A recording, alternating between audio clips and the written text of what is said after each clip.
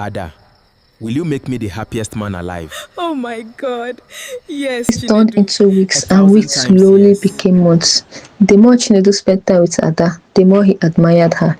He had expected to find bitterness in a woman who had suffered so much. Instead, he found kindness. She still greeted those who insulted her with respect. She still prayed for the village that had rejected her. Even after everything she had lost, she refused to let hatred take root in her heart. One evening, as the golden sun disappeared behind the hills, Chinedu and Ada sat beneath the old mango tree outside her house. For a while, neither of them spoke. Finally, Chinedu broke the silence. "Ada," he said softly, "can I ask you something?" She nodded. "After everything these people have done to you, don't you ever wish to leave this village and never come back?" Ada looked towards the house in the distance before answering. "I have thought about it many times. So why didn't you leave?" She smiled sadly. "Because this is still my home. My parents are buried here. My brothers and sisters are buried here. Every memory I have is here. If I leave, it will feel as though I have lost them all over again." Chinedu looked at her with admiration. He had never met anyone with such strength. That night, he realized he wasn't simply feeling sorry for Ada. He had fallen in love with her. The next morning, he made a decision. He walked to Ada's house, carrying a small basket of fruits and flowers. When Ada opened the door, she looked surprised. "Is everything all right?" she asked. Chinedu smiled. "I came to tell you something." She invited him inside. Taking a deep breath, he looked into her eyes. "Ada, I love you." For a moment, the world seemed to stand still. Hannah stared at him, unable to believe that she had just heard. Then, tears slowly filled her eyes. "No," she whispered. Chinedu frowned. "No, you don't understand," Ada replied as tears rolled down her cheeks. "If you stay with me, these people will hate you too. They will reject you. They will make your life miserable." Chinedu gently took her hands. "They already have. They insult me because I speak to you. They avoid me because I help you. But none of that changes how I feel. You are not the monster they claim you are. You are the kindest woman I have ever known." Ada broke down in tears. For years she had been called cursed. For years she had been treated as if her life had no value.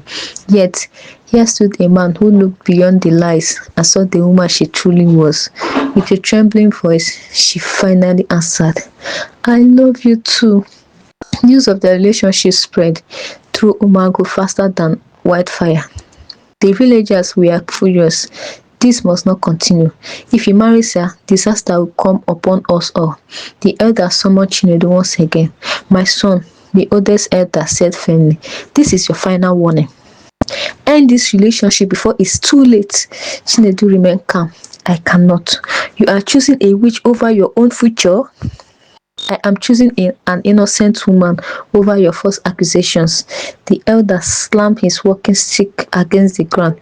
"If you marry her, you will no longer be welcome in this village." Chinedu looked around at the angry faces surrounding him. Then he answered with quiet confidence, "If loving an innocent woman is enough to make me unwelcome, then perhaps this village has forgotten what justice truly means." His word left the gathering in stunned silence. From that day, the villagers treated Chinedu almost as badly as they treated Ada. No one offered him work. No one invited him into their homes. Some even threatened him, hoping fear would drive him away. But every hardship only strengthened his resolve. One evening, under the light of the full moon, Chinedu knelt before Ada. "Ada," he said with a smile, "I have nothing grand to offer you today. No palace, no riches, no expensive gifts, but I have an honest heart. Will you marry me?" Ada covered her mouth as tears streamed down her face.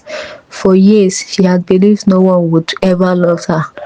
Now the man who had stood beside her through every insult was asking her to become his wife.